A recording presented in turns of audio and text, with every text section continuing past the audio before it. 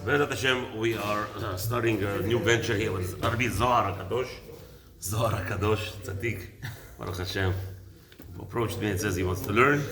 I'm always available to learn at anybody, anytime. If I'm up to it, I'm strong, why not? Hashem gives us strength just for that. Be'ezat Hashem, we're going to be starting a new limud. Today is the 11th of Tammuz. Wednesday, Parashat Shabbat, the fourth day of the week of Parashat Shabbat Balak. So we're starting in Halachot Shabbat. And the limud of this concept is, obviously everybody knows candlelighting and everything is very nice and dandy, but we want to learn exactly how do we get to the halacha and where, if it's in the Shas, where we're going to be mentioning things here. Hopefully we'll understand how to learn Shulchan Aruch ourselves, and B'ezrat Hashem will grace us with his knowledge. B'siyata d'shmaya. Please start, Rabbi Zohar. We are in Siman Reish Mem Bet, Halacha Aleph, Sif Aleph. So Reish Mem Bet says like this, all the way on top. Over here it tells you, Lizaher B'chvot Shabbat. So Reish Mem Bet telling us that this halacha, this siman, is going to discuss of respect, honoring Shabbat. And Ubo Seif Echad, it tells us there's one halacha here, Seif, one halacha that according to Shulchan Aruch, and Mishnah will delve into Mishnah Berurah, and there's also Ish Mazliach here, just to put icing on the cake by halacha of Sefaradim, which is, if it's differing from Ashkenazim, Ish Mazliach, Rabbi Ish Mazliach will mention it to us here, and we will point it out. So just on this page already, he actually says to us there's 6 places where he is interjecting that, what's his name? Halacha of Sefaradim. Bechavot. אפילו מי שצריך לאחרים. Even someone who relies on other people to survive. This is his livelihood. Okay, meaning he ain't got no job, or he's an old person, or he's a crippled person who cannot work. Now, he is dependent on other people. So it says, Shulchan Aruch says, even an individual, you speak Hebrew, you understand Hebrew at all? Good, so I'll interject, no problem. אם יש לו מעט משלו צריך לזרז עצמו. לזרז עצמו, you want to get your glasses? I don't mind. You have your glasses? Tomorrow, okay. So לזרז עצמו, לכבד את, till the comma, bring till the comma. לזרז את עצמו, לזרז לכבד את השבת. Good. Even though that he needs other people, but he has so little, and he has very little of his own, he must be very cautious to honor Shabbat. So with whatever you have, meaning whatever he has in his bucket. ולא אמרו, continue. ולא אמרו, עשה שבתך חול ואל תצטרך לבריות. So there is a Gemara actually that says clearly that a person should not make his Shabbat comfortable on the cheshbon of others. And the Gemara tells you over there specifically that you should make your Shabbat like a regular weekday, meaning eat nominal food just to survive, and don't bother people for handouts. Even though, the rabbi says, even though that the rabbis teach us this general rule, still, Ella. למי שהשעה דחוקה לו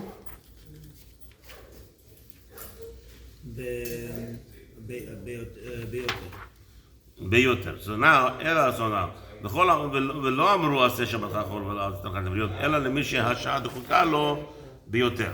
So it's talking about what? 2 concepts over there.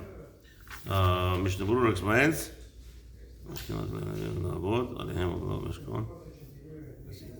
אחי צריך לעבוד כדי שמלאותם בצפון. שאומר הקדוש ברוך הוא. Okay, so it's talking about the way למי שהשעה דחוקה לו ביותר, meaning that a person who is constantly living on his own is well off. Happens to be this Shabbat, he ain't got nothing. So the Chazal tell him, this person, no. You know what? if it's temporary thing like that, first of all, don't go for people. Don't ask people for handouts. Make your Shabbat, minimal, and don't go for handouts. Okay? Make your Shabbat minimal. Don't go out for handouts. Meaning that this person who always lives large, is always successful, he's prosperous, and he's enjoying Shabbat, and now you're going to tell him to go and beg, and it's only just now something happened. He lost his business, or a guy stole a lot of money from him, and now he's, Rahman al-Islam, broke. So in that case, the Chazal tell him, don't go to ask for people for handouts. Because why? Because his Shabbat is going to be more suffering. He's actually going to cry more on Shabbat. Look what level I got to, that besides the guy stole from me $1 million, my partner, whatever, robbed me. Besides all that, now if Chas v'Shalom, he's going to have a double suffering by taking. So in there, Chazal told him, Habibi, don't make your Shabbat simple, but don't ask for people. However, in the other way around, so continue. Okay? כן צריך לצמצם בשאר ימים. על פי צריך לצמצם בשאר ימים. כדי לכבד. כדי לכבד השבת. לכבד השבת. So now what happening is like this. So if a person is in a constant struggle, he's in a constant struggle, he doesn't have enough chef for bracha. Till now we spoke about the person where he just, something happened. So in that case, we tell him stay away from begging. But if a person is average person, not even average person, he is well below average, he's earning meager wages, whatever it is. So in that case, we tell him that you are obligated to be Chabad Shabbat, right? So how do you do it? So how do you do it? Is during the week eat beans and rice. Yeah. What does it mean exactly? Mechabed. So that's what we're trying to say. That's what we're discussing. Honoring Shabbat, we'll discuss that in a second. But he says, again, I'm already hinted to you, he's telling us that he should eat beans and rice during the week. Don't eat meat and chicken during the week. Eat fish, eat other proteins, but don't eat meat and fish during the week. Yitzamtzem kedei lechabed at Shabbat. So basically, he survives on what minimal survival. But on Shabbat, in order for to honor Shabbat, mitaknat, continue. מתקנת עזרא שיהיו מכבסים בגדים בחמישי בשבת. Shabbat. Good. So first thing in it, you asked the question, what is honoring Shabbat? So again, the Rabbi is pointing out to you what's honoring Shabbat. And one element he told us that honoring Shabbat for the person who is rich and he's broke on a moment, he should actually rather eat rice and beans on one Shabbat and not to feel sorrow. That's honoring Shabbat for him. Because again, what's honoring Shabbat? In reality, it's a state of mind. Lechabet Shabbat is all about state of mind. Right now we're learning already. Because it's telling you the next element here. The Kanat Ezra, the Ezra Sofer, he made a proclamation that everybody should do laundry in honor of Shabbat on Thursday. So you see here, another element of Lechabet Shabbat. So Lechabet Shabbat is not one translation. It's all about what is the element of honoring Shabbat and how to get there. Bottom line, so how do you get there? So in one case, we're talking about a rich man eating rice and beans on Shabbat. It's what? That's honoring Shabbat. In the other case, we're talking about a poor person should eat rice and beans the whole week, and on Shabbat he should eat rice and meat and chicken, right? And elegates it. Because he saved throughout the whole week. Now he has a little bit extra to spend on Shabbat. Another case right now, we're telling us that Chibut Shabbat is what? To do krisa, to do laundry on Thursday in honor of Shabbat. So now, mipnei kvod Shabbat, right? It's good. That's Shulchan Aruch. Haggah is a Ramah. Now, many people don't understand that Haggah, it doesn't mean he'll be Ashkenazi. Haggah, Ramah is Ashkenazi, but many people misconstrue things. They think that Ramah is only Ashkenazi, so therefore it doesn't relate to Sfaradim. It's not true. Ramah will many times bring Beit Yosef. And it's La Halacha. Sometimes Shulchan Aruch was not compelled, he didn't compel himself to write everything, to repeat himself, so to speaking. So Ramah will bring down a lot of Beit Yosef, and he will tell us over here what is from Beit Yosef, and therefore that means that's the Halacha. Meaning, it's not that the Ramah is Chas v'Shalom contradicting it. Sometimes it will bring out an element like it's contradicting Shulchan Aruch, but in reality it's not true. Ramah is actually pointing out in Beit Yosef what Maran held, and he's actually elaborating more. Okay, he's just like a Rashi commentary. On one side, Rashi gives us, like on Gemara, many times Rashi is a posek. He's Ashkenazic posek, and he tells you halacha, even though he's a commentary. So over here, it's the other way around. He's a lot of mainly halacha al pi minhag Ashkenazim, and that's by the way what Shulchan Aruch said, that I'm not halacha for everybody as like black and white. If you have a common or knowledgeable, your community has a minhag, you're not allowed to go according to what I'm telling you. You have to go according to your minhag, because don't forget, minhag Israel Torah. We're not talking about minhag just came, like over here in Florida. I came here, somebody tells me they have a minhag, and I wanted to slap him in his face, but I can't because I have to be nice to the guy. But he's crazy. Minhag is what? On a Yom Tov, Shavuot night, our Bukharian guy tells me, Shavuot night I have to eat milchik meal. So I wanted to smack the guy in the head because it's not true. I'm a Bukhari, and there is no such a minhag, and not even those Ashkenazim who follow this minhag, do not have that minhag. And nobody agrees on Yom Tov night to eat Yom Milchik. Okay, so it's a minhag of shtut. However, what's minhag? Minhag was minhag abotenu b'yadenu, thousands of years. Bukharians, we have minhagim over thousands of years going against Shulchan Aruch, and we'll see that many times. Shulchan Aruch, like we're discussing candles on Yom Tov, let's say, for instance. Shulchan Aruch says not to make a bracha shechianu. Our women do make a shechianu on the candle lighting. In the aspect of, do you light before you make a bracha? You make a bracha after. Shulchan Aruch says to say a bracha and then light. Minhag Bukhari thousands of years already, always to light and then make a bracha. So in this instance, Shulchan Aruch is not actually arguing with us, and that's what the Ramah is coming. Ramah is going to tell us that because Shulchan Aruch does not want to argue, and he's just elaborating. And basically, sometimes there will be an argument between Ramah and Maran, between Shulchan Aruch and Ramah, but we will delve into it, and you'll see that in reality it's not arguing, and it's actually quoting from Maran and Beit Yosef. So okay, let's go there. Now, what's Ramah saying? Huh? Okay, hold on. Okay, so we continue here in Haggah. Please read Ramah. Haggah. So remember, what we're discussing now? Honor of Shabbat. So now he's telling you another element of honoring Shabbat. Lalush Shiur Halal. What does that mean? So he's telling you, we also prepare dough. Lalush means we make dough to prepare challah, and to take off the challah, which is also honor of Shabbat. בבית לעשות מהם לחמים לפצוע עליהם בשבת ויום טוב. So he's telling you another concept. What's the honor of Shabbat? Is the bread that you buy or bake, especially over there they talk about baking. It's much more prevalent than buying. Just if possible, why not? If a woman is able to do that, it's the greatest thing. Is to bake bread and use that bread to make to break open the meal. Liftoa is to break open the meal on Shabbat with it. That's on the Shabbat. So let's continue. So now we already see food is one of the most important things of Shabbat. Behu.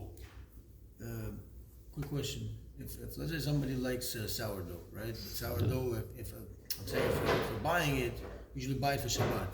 Okay. On the Shabbat. But if you like it a lot, you can eat it on the weekdays also, right? Right, of course. Not a lot. You like it or it's healthy, whatever reason. It's healthy. But but Shabbat, we're not telling you not to eat bread during the week. No, not at all. Not at all. That's eating bread every day is a givaldic thing. If you could do it. Silly question. No.